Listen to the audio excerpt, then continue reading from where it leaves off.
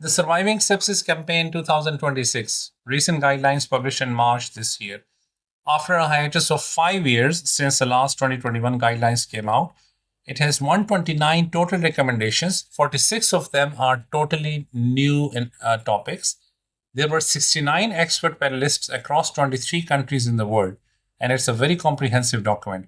This video is a snapshot of what it covers, and each recommendation, each major of the 5 changes will have subsequent separate videos. Recent guidelines released in March this year, just less than 3 months ago.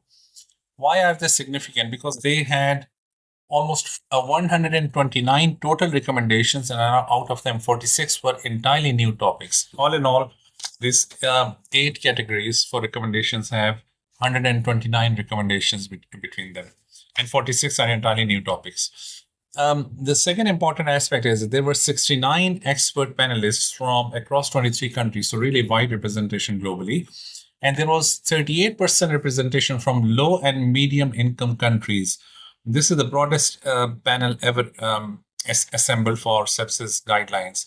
Now, why is it important? Because sepsis 2021 guidelines were sort of, one of the criticism was that they were very heavily relying on the high resource Western type ICU settings, and hence you couldn't incorporate them towards the lower and medium income countries.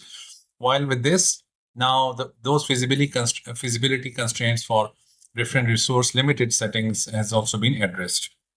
And finally, after the last update in 2021, this is the full guideline update in 5 years, which is a very significant step. Why? Because many RCTs, randomized clinical trials, the evidence is there, it's ready, it needs to be incorporated. And these are not theoretical refinements, they're actually evidence-driven upgrades grounded in large-scale clinical trials after 5 years. The grade methodology used in the Sepsis 2026 guidelines, they've used 2 main terminology. One is recommend, the other is suggest. Now, the words are self-explanatory, but any guideline with recommend word, it's a strong statement, which means the benefit of that particular guideline clearly outweigh the risks, and you have to do this for most patients. And it's applied broadly without individualizing for every patient encounter. This is the standard of care which is expected. So, Aurum Beetle, gold standard. So this is the strongest recommendation. The other one category is what they call as suggest. Again, it's a suggestion. It can be individualized to patient care. It's conditional. It's not mandatory. And it can be considered if the circumstances or the patient situation permits, and it depends more on the patient factors. And usually shared decision-making with patients, families, other healthcare providers, multidisciplinary input that is recommended in such situations. The 5 changes and the roadmap is important. Number 1, the screening tool. qSOFA has now been replaced as the primary screening tool, and now NEWS2 is in, and it's now a strong recommendation. Change number 2, fluid resuscitation. Previously, we had 30 milliliters per kilogram rule. It is retained, but it has been reframed as a first step in a 4-phase model. We'll come to that. Change number 3, antimicrobials. Prolonged Beta-Lactam infusion is now a strong recommendation, not just a suggestion. And really interesting, we'll come to that. Why is it a strong recommendation? And change number 4, in vasopressors, norepinephrine has been downgraded. You must be surprised why. We will come to that. A new age-specific mean arterial pressure, or MAP, has now been recommended with a target of 60 to 65 millimeters of mercury to anyone above the age of 65. I've got a mnemonic for that. You might have picked already, actually. And finally, change number 5, the de-escalation. It has been upgraded to a strong recommendation. Every patient on antimicrobials, antibiotics, who has had a culture data available should have their therapy narrowed to the narrowest possible spectrum as soon as possible.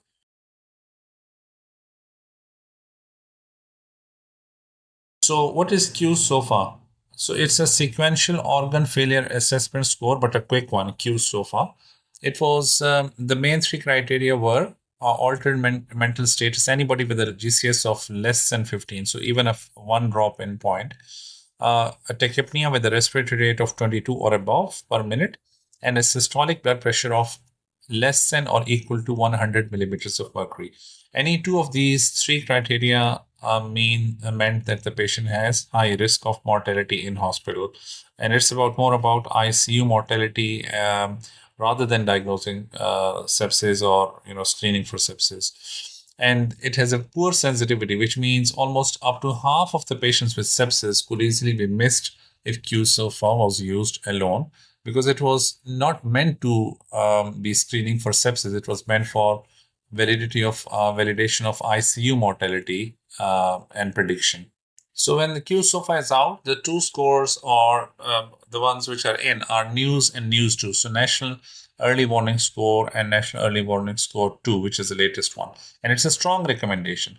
So NEWS2 has 7 physiological parameters. I have grouped them into very nice categories. So 4 vitals: blood pressure, pulse, respiratory rate, and temperature. So out of blood pressure, you take systolic blood pressure, pulse rate per minute, respiratory rate per minute, and temperature in degrees Celsius. On the other side, we have the parameters related to oxygen. So systemic, oxygen saturations, SpO2. Again, scale 1 and 2. That's the difference between NEWS and NEWS2 score. In NEWS2, there is an adjustment for somebody who is requiring lower level of oxygen, like COPD patients with a target of 88 to 92%. So there is an accommodation for that. Also, whether the patient is on ambient room air or on supplemental oxygen, that has a separate score. And finally, the level of consciousness, and the scoring for that is ACVPU. We used to use FPU scoring, AVPU, when I was training in the UK during my higher specialist training. But now the latest one is ACVPU, and the consciousness has been included, confused. The C stands for the confused rather than just a simple consciousness. What's the evidence? So it has a better sensitivity in terms of NEWS and NEWS2. Can be used in ward settings. It's already embedded in lots of international centers, including UK, all over NHS hospitals, and in countries like Qatar. So there's a modified version of what is called QEWS, QEWS, Qatar Early Warning Score. And the key evidence is from meta-analysis, pooled ward-based cohorts suggesting that qSOFA, the sensitivity was barely 51% versus NEWS sensitivity, which is around 74%. And also it's for in-hospital mortality in suspected sepsis patients. So the evidence, this particular evidence was strong enough for the SSC 2026 guidelines to put this as a strong recommendation rather than just a suggest component. So that's why qSOFA is out and NEWS and NEWS2 are in. Change number 2 regarding the fluids. So we used to have the 30 ml per kilogram rule, but now it's beyond the 30 ml rule. So what has been retained is the resuscitation phase of fluids, which is 30 ml per kilogram IV crystalloids given in the first 3 hours. This has been retained. There's a misconception that it has been changed, but no, it has not been. And balanced crystalloids are much better than normal saline or 0.9% saline to prevent hyperchloremic metabolic acidosis. And the key thing here is frequent reassessment is mandatory. Now, the new second emphasis. So remember, previously we used to have only fluid resuscitation. Now, the fluid resuscitation to de-resuscitation, there are 4 phases. So phase 1 is resuscitation phase. Phase 2 is the reassessment phase. Phase 3 is a post 30 ml per kilogram strategy. And phase 4 is the fluid removal phase. So this is the key difference. So the 30 ml per kg rule is the first of the 4 phases. So that's the key difference here. The reassessment phase is that after every, there should be a dynamic fluid responsiveness assessment rather than just a blind 30 ml per kilogram done and dusted. No, that's not the case. So give a bolus, reassess a patient's volume status, hydration status, and then dynamically adjust further boluses as needed. And avoid both over and under resuscitation because it has consequences according to clinical evidence. And there is no rigid volume target beyond 30 ml per kilogram. So that's another important emphasis in this category. Phase number 3, post 30 ml per kg strategy, which was never addressed in 2021 guidelines because there was no sufficient evidence at that time. So after the initial 30 ml per kg resuscitation, And the patient, if the patient still needs further resus, then you can use either liberal or restrictive strategy based on the individual patient scenario and conditions. And this is the new upgrade in Sepsis 2026 guidelines. And then one of the new things which has been added is the fourth phase of fluids, which is the fluid removal phase, the de-resuscitation phase. Under fluid replacement is bad, but over resuscitation is also harmful.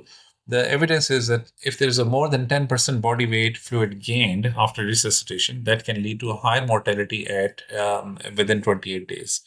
And the first line recommendation is IV furosemide that can be used, or invasive methods like continuous renal replacement therapy or continuous veno-venous hemofiltration CVVH in patients who are hemodynamically unstable, especially in ICU settings. And the recommendation is that not more than 500 to 1000 ml per day positive balance should be achieved due to fluid resuscitation. Now, this is totally new, unique, and it prevents further organ dysfunction, and hence fluid removal de-resuscitation is a new phase in Sepsis 2026. An important aspect is the removal of albumin from resuscitation, fluid resuscitation guidelines from 2021. Based on the LBS trial published in New England Journal of Medicine in 2014 and the evidence thereof, which was comparison between albumin and crystalloid, with or without crystalloid, and there was no 28-day mortality difference between the two groups. So in 2026, they have removed albumin as a fluid resuscitation in addition to crystalloids altogether. So that's the key thing. Now, the key evidence for all these different strategies comes from, stems from different clinical trials, including SMART and SALT ED trials regarding the balanced crystalloids, for example, Plasma Light and Hartmann's, which has a lower proportion of chloride, unlike the normal saline, and hence you prevent the hyperchloremic metabolic acidosis. That's why the balanced use of different crystalloids is much better rather than blind use of normal saline. And similarly, this strategy leads to reduced major adverse kidney events, including a death requirement for renal replacement therapy or doubling of creatinine from the baseline. So those events can be reduced. The other evidence comes from PLUS and BASIC trials for fluid resuscitation strategy. And regarding the fluid removal phase, it basically comes from what is called the ROSE framework, which is resuscitation, optimization, stabilization, and evacuation. This is from Vincent and D. Becker, which provides evidence for this new fluid removal phase in Sepsis 2026 guidelines. Point number 3, or chain number 3, is Beta-Lactam prolonged infusion. It's a new and strong recommendation. Before we go further, remember there are the minimum inhibitory concentration MIC that has to be achieved for that particular antimicrobial antibiotic in any body fluid, blood, CSF, cavity, etc., lung parenchyma. So in this situation, whenever we are talking about the infusion, the MIC has to be achieved, and the two types of antimicrobials are either the ones which are time-dependent killers or concentration-dependent. So time-dependent means how long they are above that MIC threshold, how long do they remain? And if that is the case, then the prolonged infusion helps. On the other hand, the concentration-dependent ones, if the higher the therapeutic target, the higher the concentration above that MIC, the more effective they are. Vancomycin, aminoglycosides, they come into that category. That's why they have a very narrow window and they can lead to nephrotoxicity and problems. And you have to achieve that minimum therapeutic range. The evidence for this is that the meta-analysis confirmed that 30-day mortality for bolus infusions was lower than the prolonged infusion was lower than the bolus infusion. And it makes sense because if the drug achieves the MIC and then drops down, let's say if the 40 to 50% of the time the drug is below MIC, then the bacterial overgrowth has a chance to develop again. While if you achieve 60 to 70% of the time in MIC range, then it's more effective in suppressing and killing the bacteria over a longer period of time. So for this, I've got two things: our Brady turtle showing the slow prolonged infusion and the hourglass, so the time-dependent killing. So in sepsis, every hour counts, every minute counts, and we'll come to the subsequent videos where any delay in administration of antibiotic has its own effect on the mortality. But this is the prolonged infusion reminder for you of the time-dependent killing and slow infusion. But remember, the first bolus is still the same bolus, but the subsequent doses have to be given as a prolonged infusion. This particular recommendation of a prolonged beta-lactam infusion has been upgraded from suggest previously to recommend, which is a strong recommendation. And remember, the first dose, as I just said before, first dose of antimicrobial is a bolus, but the subsequent dosing have to be switched to prolonged infusion. This is a strong recommendation, and we discussed about the MIC. It applies to all the beta-lactams, including piperacillin, tazobactam, meropenem, ceftazidime, and cefepime.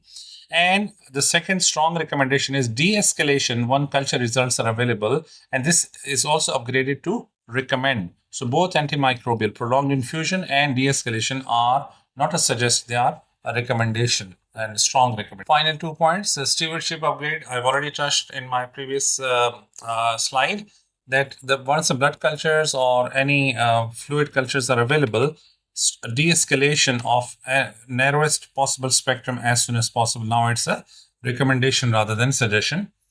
And point number 2 is that selective digestive decontamination, or STD. So in selected patients, for example, ventilated with low resistance units, etc., ecological risk is a caveat. So not applicable in settings with high antimicrobial resistance, for example, in low and medium income countries. But in countries where there is low resistance, and you can, in ventilated patients, you can think of selective digestive decontamination. But it all depends upon the settings that you're working in, your local protocols, rather than a strong recommendation. Change number 4, the vasopressors and the elderly MAP target. So we'll first come to the vasopressors. So remember, norepinephrine since 2012 has been the predominant first choice vasopressor drug in septic shock and severe sepsis. It is still recognized, but in this current SSC 2026 guideline, the recommendation from strong has been downgraded to recommend. It doesn't mean that not to use norepinephrine in refractory shock, but the key thing is the other alternate agents like vasopressin and angiotensin 2 are also first-line alternatives in relevant context. So this doesn't mean stopping norepinephrine at all, but there is no strong evidence to suggest that this is overall, it's, in all conditions, most of these conditions, it is predominantly superior to the others. So that other agents can equally be used. So that, and now coming to the MAP targets, I think it is one of the most exciting and one of the new recommendations, which honestly will have a lot of practical implications. So for most of the patients, standard patient population, the MAP target is 65 millimeters and above. That is understood.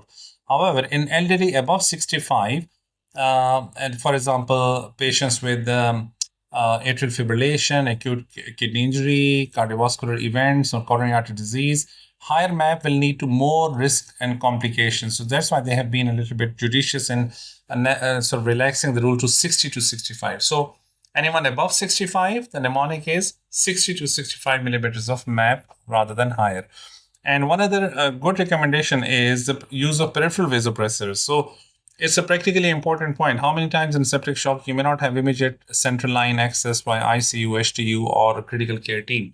So if it's a large enough peripheral cannula, preferably in anticubital fossa size 16, size 18, depending upon the clinical situation, in the first few hours, the peripheral inotropes can be started. So this is a really important practical implication point, actually. Third component after vasopressors and the MAP target is the use of corticosteroids. So up until in the 2021 guidelines, the use of hydrocortisone was considered fairly routine practice in patients with refractory shock or high requirements of inotropes or multiple inotropic agents at the same time. In 2026, the same recommendation has been changed from recommend to suggest category, meaning that it has to be individualized according to patient circumstances and the trajectory in hospital. Why? Where is the evidence? It comes from adrenal and approx trials, and because the data was reevaluated, they looked at the mortality benefit, which was not very significant, plus some methodology was also questionable.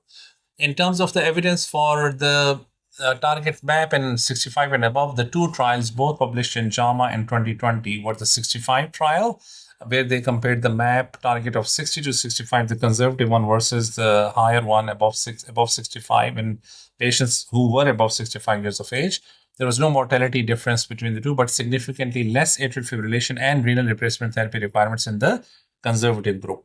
And the Ovation 65 trial, which was published in the same year in JAMA, actually in 2020, actually confirmed the findings. So that's why the lower targets of the MAP were recommended for elderly population.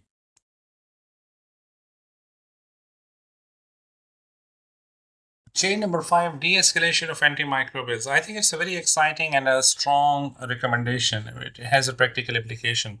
Before we go further, let's think of our Argentum dove. There has to be the right balance homeostasis between the need of antimicrobial and the discontinuation. Why? Because we have a medical and ethical responsibility of preventing microbial resistance, prolonged antimicrobial use, and the risk of C. diff infections, vancomycin resistant, carbapenem resistant organisms, the VREs, MRSAs, all of these, multi-drug resistant, extended drug resistant organisms, and the annual mortality, due to the antimicrobial resistance, more than 700,000 patients are dying at the moment, as far as the evidence is concerned, per year. And the global estimate, this was back in 2019, and the projection is by the year 2050, without action, this antimicrobial resistance globally will lead to more than 10 million deaths. So this is a key thing that we have to prevent from happening. In this situation, the recommendation is the first step, which is not changed, is taking blood cultures before antimicrobials are administered. This is a strong recommendation and retain. Number 2, minimum 2 sets of blood cultures, aerobic and anaerobic, before first dose is given. My practice usually is within the golden hour sepsis resuscitation bundle, I ask the nurses to keep the antibiotic ready to be administered at the same time as we are taking the blood culture. The moment the cultures are drawn, antibiotic goes in. So that's the key thing, the first dose. And there is one caveat, which is if there is a delay in getting blood cultures done by more than 45 minutes, logistically, bottles not available, whatever the reason, then do not delay administering the antibiotic. Okay, so this is an important point.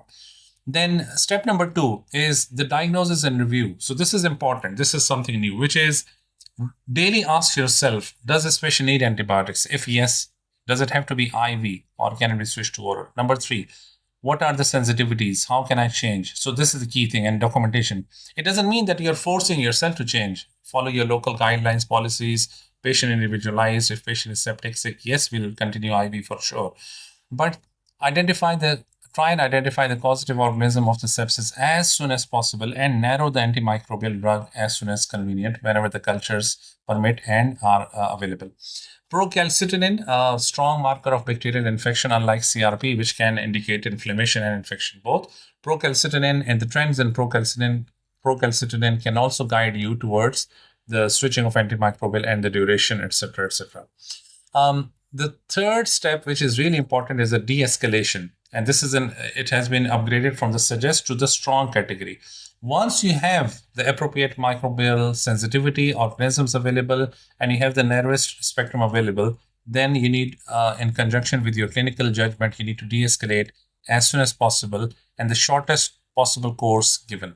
Again, follow your local policies, whether it's clinical microbiology team, infectious diseases team, ID colleagues. Use your multidisciplinary approach and do what's best for each patient as per your local institutional policy.